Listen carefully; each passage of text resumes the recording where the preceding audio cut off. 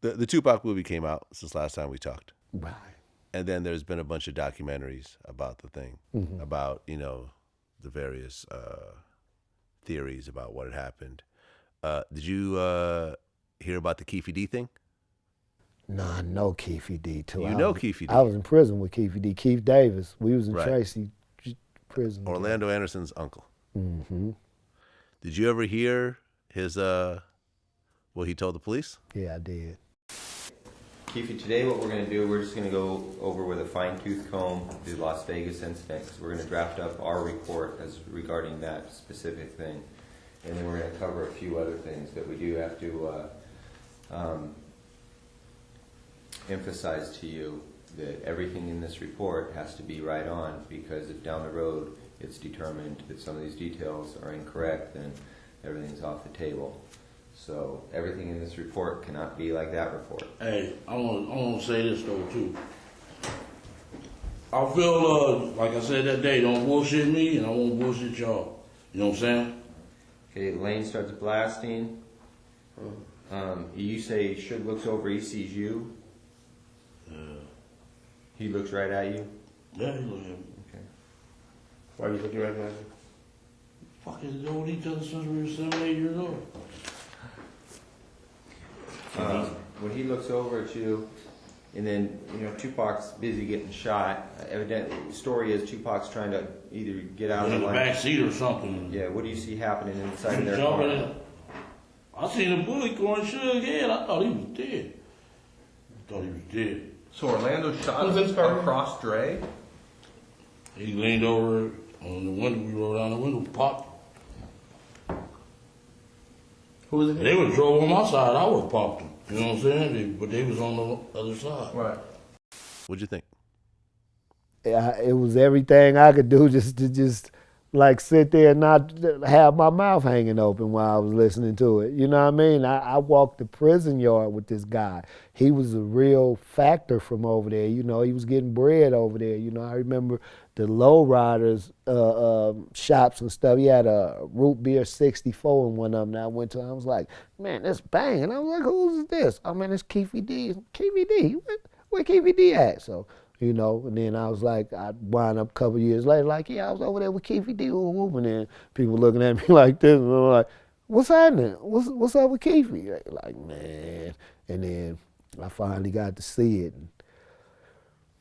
Yeah, I mean, I know a number of people from that neighborhood and people I've interviewed and so forth. They all tell me that's Keefe D on that tape. Yeah. That's not a fake tape. That is Keefe D's voice. And I interviewed Greg Kading. After all of the confessions that he gave you guys, what did that result in for him? It resulted in him getting away with murder. It resulted in him getting away with a very serious federal drug offense. So, he walked away from this thing basically unscathed. So you guys actually dropped your charges against him? We had never actually charged him. We just informed him of the potential charges that we had built, but we never charged him. Okay, so based on what he came in and said, the U.S. District Attorney agreed not to go forward with the charges That's against correct. Keefe D. That's correct. Right. Sad. So you don't respect that At all. at all? Not one bit. And why is that? That's against the code. It's against the code, man. Take it like a man. Ride it out.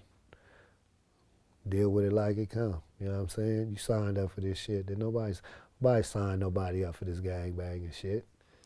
Well, you could say that who he was telling on was already dead and didn't have any effect, right? Because Orlando had already passed by that The time. byproduct, like you said, though, the blowback, because you telling about what somebody else did and who else was involved, and you know what I'm saying? So now you got a spotlight on them as well, and ain't just about the person. Everyone in that car except for Keefe's dead. Yeah. You know what I'm saying? Like all the people he named, Orlando got killed afterwards. Other people died from various reasons. He's the only living person in that car. So everyone who he's naming is not around anymore. Well, he was on the hot sheet before then. You know what I mean? As far as his name and reputation. So, it is what it is, man. That's a Compton situation. I'm from Long Beach. You feel me? But it's a Crip situation, so I just, I offer my little 3 cents on it. You know what I'm saying? I don't respect that. Yeah.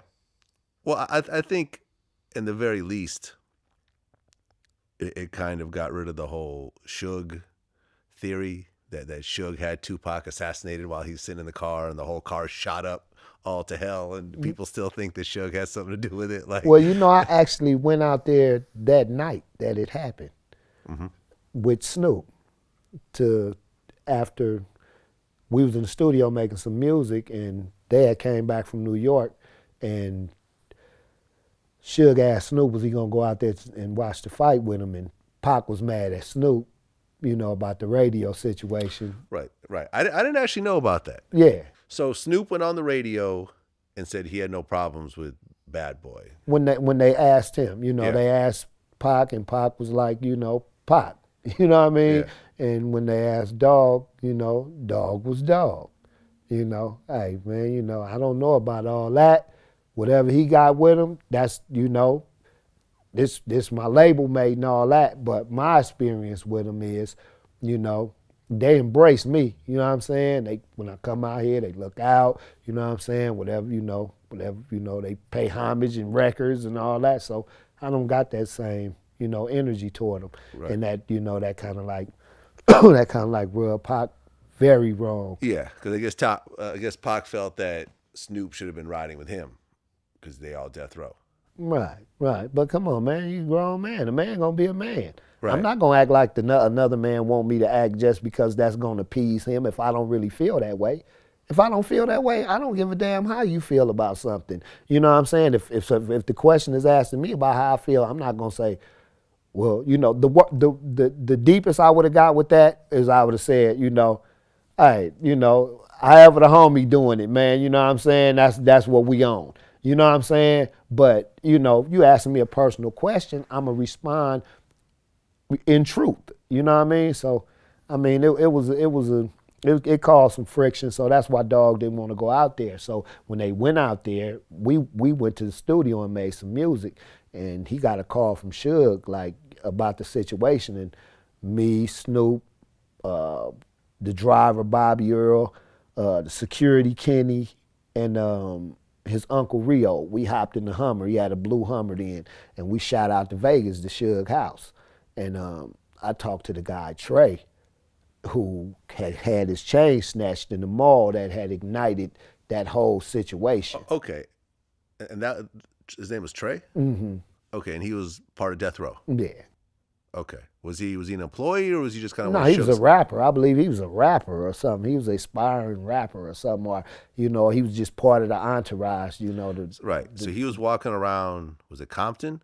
No, it was in Lakewood Mall actually. Well, where's Lakewood? Lakewood's like right outside of Long Beach, right? Okay. Oh, so next to Bellflower. Okay, so this was something that you were kind of familiar with because it was close to where you were. More because it was a death row incident. Okay, right. So he's walking around Lakewood Mall with a death row chain on. And then I think they rushed him in the Foot Locker or somewhere, hit him up and snatched his chain in the Southside Crips. Yeah, right. Yeah, that's how the story was told. Okay. So they ended up taking his chain.